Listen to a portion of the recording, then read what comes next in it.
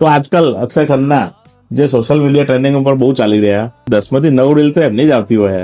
હાલ તમે સ્કોર કરો અક્ષય ખન્ના ચાલતું અમુક વિડીયો લોકો તો એવા બનાવ કે યાર ગીત હવે ગાવું છે જ ના હોનું કે એટલે મને ગાવામાં કે ગાવા છે તો બગડા જવા લાગી.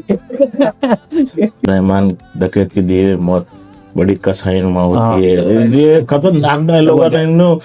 साइलेंट किलर नहीं कहता આપણો ધમાલ ધમાલ ન ધમાલ. ચાર પેલા જે નમૂના બતાવ્યા હોય છે ને એ તો કોઈ બી પિક્ચર 4 નમૂના વાળી સારી જ હોય. એવું કેવું આપણે ક્યાં છીએ જેમ આપણે લાલો મૂવી ઉપડી ગયું. ગુજરાતી મૂવીઓ આવી બહુ રેકોર્ડ હોય ઠાકોરનો જે ગુજરાતી ઇન્ડસ્ટ્રી ડૂબવાના તળાવ પરથી એમને ઊભી કરી બનાવો ને વિક્રમ ઠાકોરભાઈ જે મૂવી બનાવો એ જ ખરેખર ઓરિજિનલ ગુજરાતી મૂવી છે.